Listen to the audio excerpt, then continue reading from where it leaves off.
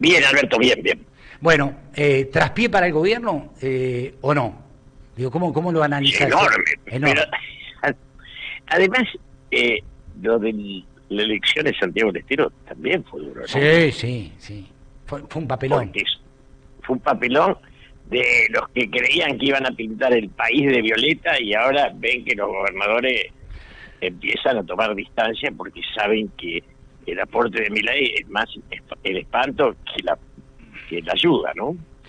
Jalil, digo, te leo la política online en este sentido. El gobernador respetará el acuerdo del peronismo catamarqueño y no irá por un tercer mandato, como le sugerían de la Casa Rosada, irá de senador. Sugiere que Sadi sea su sucesor y Catamarca volvería al peronismo opositor. Pasalacua anunció su rechazo a la ley de tierras y confirmó el giro crítico de Milei de Misiones. Y así te podría seguir nombrando gobernadores que se han manifestado o que Milei los contaba entre aquellos que son comparables y que hoy, bueno, parece que están tomando una postura diferente. Jaldo, Sanz y Figueroa mandan a votar en contra de la ley de tierras y peligra la sesión. Bueno, la sesión se va a hacer, pero sin el capítulo de la extranjerización. Por lo tanto, digo, se le va a complicar a Milei la cosa de cara al futuro. Es decir, él creía que tenía la vaca atada y no, parece que no, ¿sí? Lo que pasa es que la minoría, cuando vos lo escuchás a los economistas, a De Pablo, a Broda, a toda esa gente, los tipos te están diciendo que el riesgo es el riesgo Cuca, o sea, el riesgo es la democracia, dicen, ¿no? Claro. Y esta atrocidad no se juega en ningún país del mundo, que el riesgo es la democracia.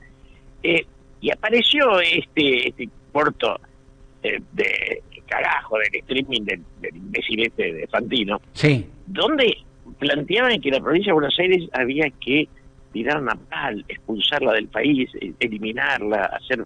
¿Vos lo escuchaste eso? No, ¿sabes qué? Mirá, digo, vos y yo lo conocemos. De hecho, yo hacía el programa de América 24 en el mismo estudio donde grababa él. Por lo tanto, como coincidíamos, él grababa el programa después que yo grababa, porque el mío era un falso vivo, y él también, porque lo grababa a la tarde. Muchas veces hablábamos, qué sé yo. En ese momento yo descubrí a un tipo, qué sé yo, no sé, que era inquieto, que le gustaba mucho la guita, cobraba las entrevistas, todas, ¿sí? Las cobraba. Una vez lo quise llevar a Adolfo en el 2015, me cobró 150.000 pesos para que fuera y le hizo 2 preguntas y lo despachó. ¿Sí? El Adolfo me puteó más o menos como, no sé, desde que llegamos hasta desde que salimos del estudio del departamento. Es decir, sabía que era un tipo volátil, esa es la palabra, volátil, pero hoy está más tonto que nunca, digo. ¿Qué le pasa a ese muchacho? No ¿Sí? es el único, ¿eh? Está ayudado por Majul. No, Está, claro. digamos, Majul es como el récord, ¿no? Tipo que esto pasa con los vientos de la historia, ¿no? Suelen arrasar a los oportunistas y a los acomodaticios. Cuando Santilli sale a decir que Villarroel tiene que renunciar, Santilli está diciendo que los que son coherentes, porque Villarroel no piensa como vos y yo, pero tiene una coherencia que no la tiene Santilli ni la tiene Patricia. Tiene una coherencia ideológica, esa es lo que es y piensa como... Sí. Entonces, quieren expulsar a los coherentes, los oportunistas. Es maravilloso. Ese es el tema central de la decadencia.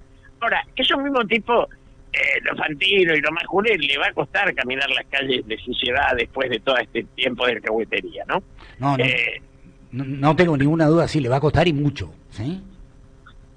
Pero nosotros tenemos que asumir que también en su momento la ley de medios 678 fueron errores conceptuales muy profundos, porque todo sectarismo oficialista termina convirtiendo al poder en una secta. O sea, el Perón que vuelve es el Perón que dialoga con absolutamente todos. Sí. Y asume que en el 52, por la muerte de Evita, y a posteriori, él se había quedado, digamos, achicado en su espacio. Entonces, la política es poner voluntades en paralelo, no enfrentar. Y el kirchnerismo cometió ese error de enfrentar. Yo me acuerdo cuando el cardenal Bergoglio me pedía a mí ver a Néstor y Néstor me decía que no. Yo le preguntaba, ¿cuál es tu idea? ¿Por qué enfrentar la iglesia? ¿Por qué? Enfrentar a la iglesia, al campo, cantidad de sectores con los cuales podemos tener diferencias, pero que en todos los casos mantener la posibilidad del diálogo y rescatar a los mejores de esos sectores son imprescindibles, ¿no? No tengo ninguna duda, es así. haceme una reflexión. Recién estaba hablando con Marcelo López Macía, que es uno de los grandes investigadores que tiene la Argentina, quizá no merituado debidamente. Ha escrito un libro que se llama Soberanistas versus Globalistas, ¿sí? Muy interesante respecto al rol de China en toda esta historia. Pero independientemente de eso, él me decía que la venida del Papa Francisco, mira que fallido, de León XIV, tiene que ver también, creo que fue una promesa que le hizo a Francisco antes de morir, y básicamente su encíclica que tiene que ver con la inteligencia artificial y todas las herramientas nuevas que hay que van a conspirar contra el trabajo, son también un motivo como para estar aquí en la Argentina. ¿Sí? ¿Qué connotación le das vos a la llegada? Primero, yo no olvido que cuando Francisco asumió de Papa, sí, yo lo hablé con él, de las 7 veces que fui, o sea, 7 horas que estuve. Lo primero que le dije es, si usted hubiera nacido en Brasil, nadie se debería hablar mal de usted.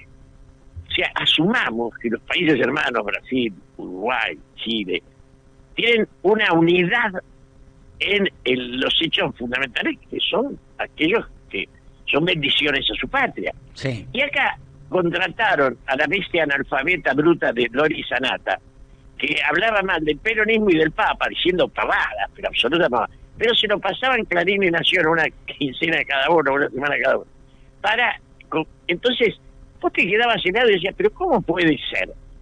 Y yo no me olvido el día que falleció Francisco, que me llamó, la cantidad de radio, televisión, todo. Y Majul me llamó y me dijo, pero Julio, era amigo de Juan Grabois.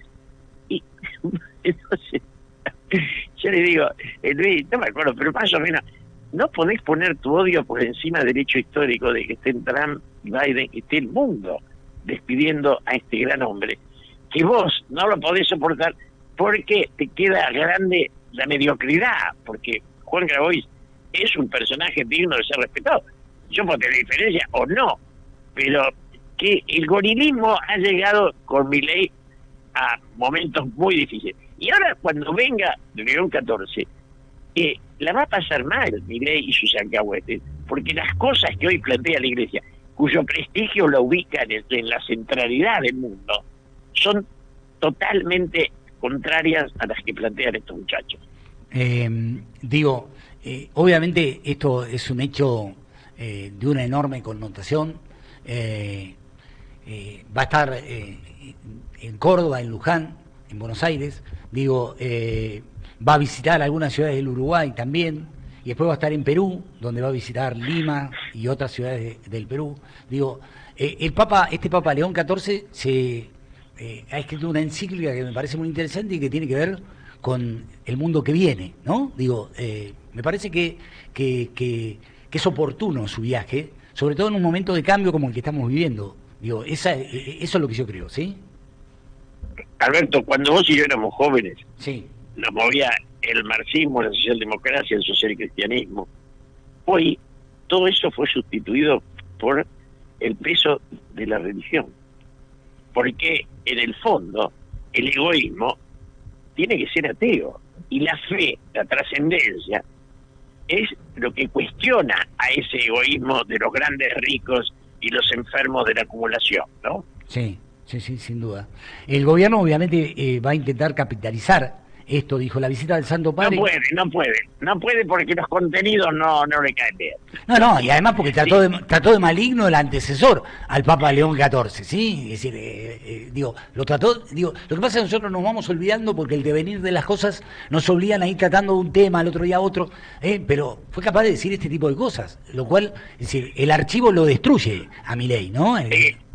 Entró en su etapa de caída. Sí, antes de tiempo. Yo pensé, vos debías haber pensado lo mismo, que lentamente el paso de los meses, con el daño que le hacen a la gente y la bronca que están creando, se iban a caer dentro de un tiempo. Pero empiezan a bajar la ley atroz, de vendamos lo que heredamos. Ya vendieron todo, todas las empresas del Estado, todo. Y ahora quieren vender las tierras para irse, básicamente. Son gente que pasó por la Argentina, no echó raíces, como los Sturzenegger o los Caputo, todos ellos. Guardan sus riquezas de afuera y se llevan sus familias afuera, porque esta fue una colonia que le sirvió para hacerse rico. Que rico no hubiera sido ningún otro país del mundo porque no le da la cabeza para tanto, ¿no? Atrás de todo hay un negocio, ¿no? Venegas Lynch, ¿sí? Un personaje menor, pero es senador por Entre Ríos, ¿sí? ¿Sabe lo que tiene? Tiene una empresa que se llama Glocal Terra SRL, ¿sí? Que se dedica a vender tierras argentinas a los extranjeros, ¿sí? Todo tiene que ver con todo, ¿no? Todo tiene que ver con... Delincuente importante, tipo, ¿no? Sí. Glocal Terra, ¿sí? De Team, dice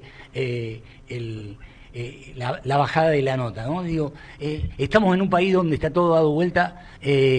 Mañana seguro que a la mañana te llamo un ratito, así charlamos de todo esto y Dale. Te agradezco la predisposición siempre, ¿eh? Gracias. Abrazo. Un abrazo, Alberto, y la alegría de ver que ya empiezan a chocar contra la realidad.